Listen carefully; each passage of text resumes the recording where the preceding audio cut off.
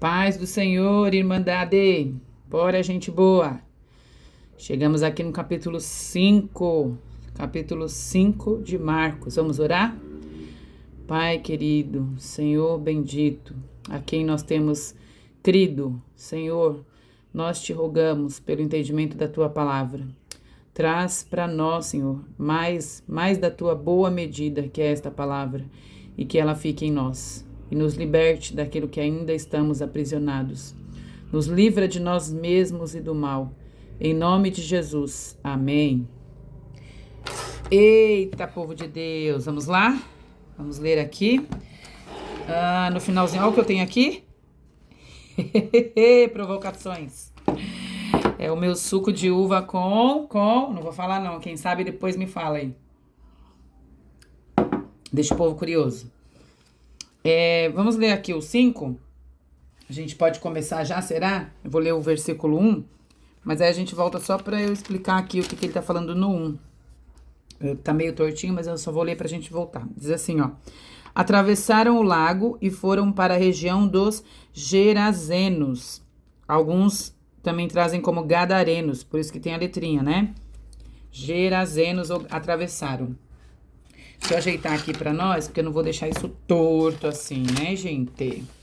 Aqui, ó, fica melhor pra gente ir grifando. A nossa vida de grifar, texto bíblico tá boa, não tá, gente? Se eu gosto, vocês estão aprendendo a gostar, né? Bora.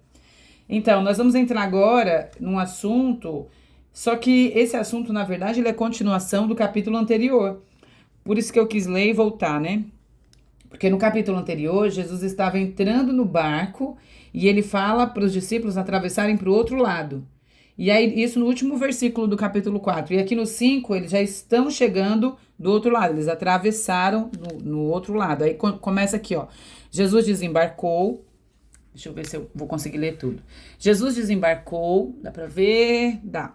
Jesus desembarcou. Um homem com um espírito imundo veio dos sepulcros ao seu encontro. Então, um espírito imundo, o homem veio ao seu encontro. Esse homem vivia, onde ele vivia? Nos sepulcros, no cemitério, nos túmulos. E ninguém conseguia prendê-lo, nem mesmo concorrentes. Ninguém conseguia prendê-lo, nem concorrentes. Pois muitas vezes ele havia sido acorrentado com os pés e as mãos, mas ele arrebentara as correntes e quebrara os ferros dos seus pés. Ninguém era suficientemente forte para dominá-lo. Noite e dia ele andava gritando e cortando-se com pedras entre os sepulcros e as colinas. No 6.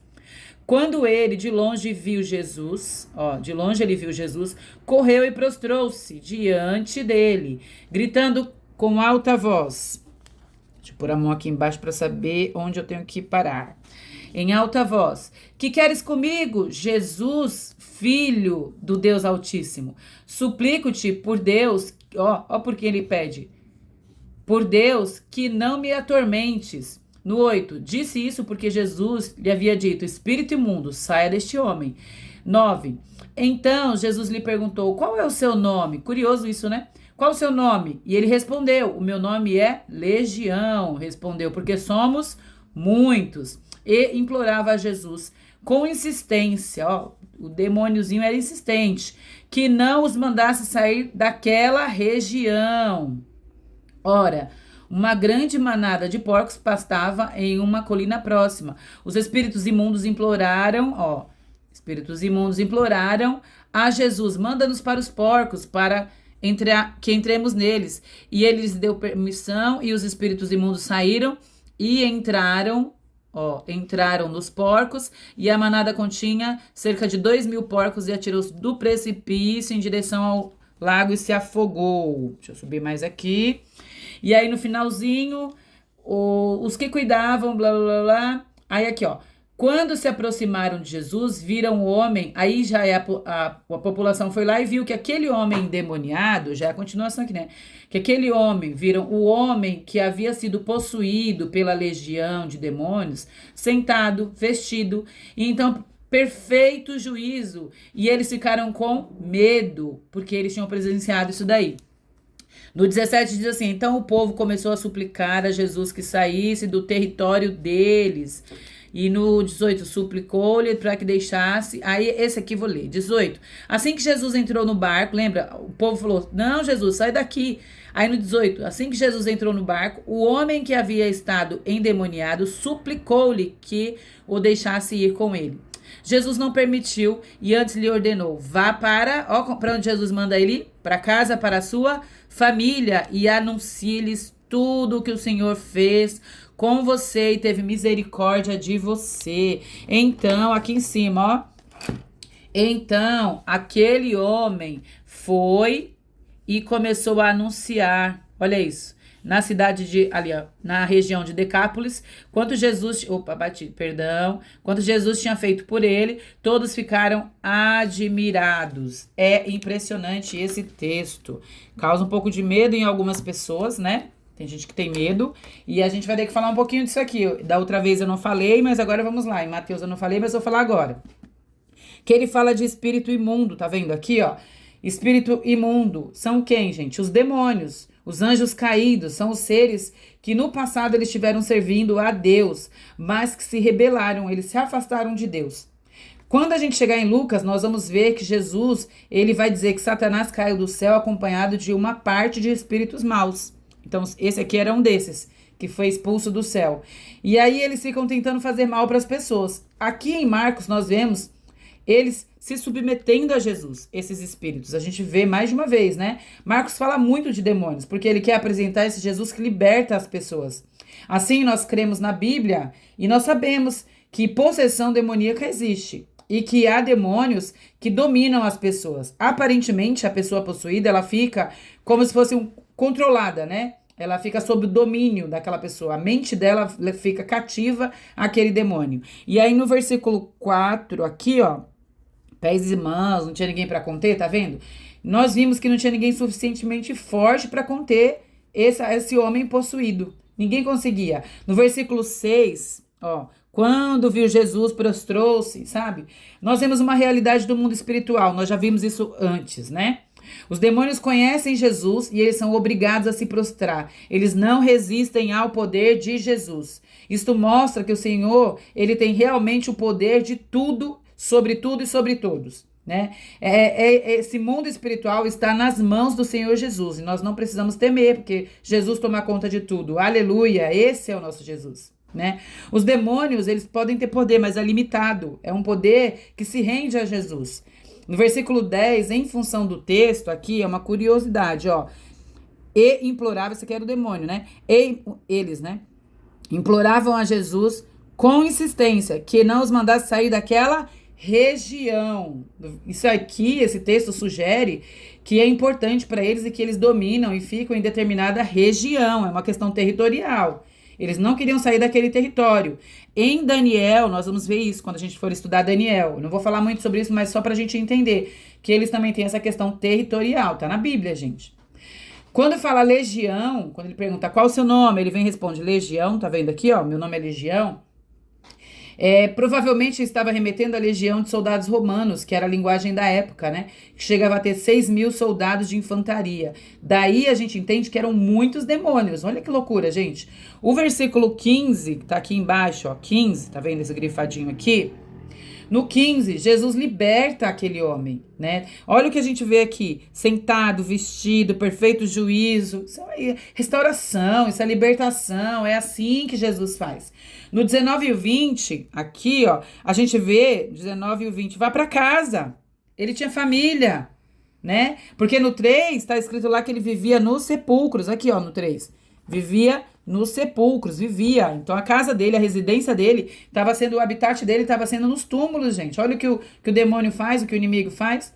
E Jesus devolve ele à sua família. Tá aqui, ó. Jesus devolve esse homem, restitui a sua família. E aí esse homem passa a anunciar os feitos de Jesus. E eis aí a aplicação prática para nós. O mundo espiritual é real, mais do que imaginamos. Mas o nosso Senhor Jesus, ele é mais poderoso, ele é mais forte que qualquer ser demoníaco. Maior é o que está em nós, a Bíblia diz isso. O Espírito Santo está em nós e ele é maior. E nós precisamos anunciar a anunciar os feitos do Jesus Todo-Poderoso das nossas vidas, onde quer que a gente for.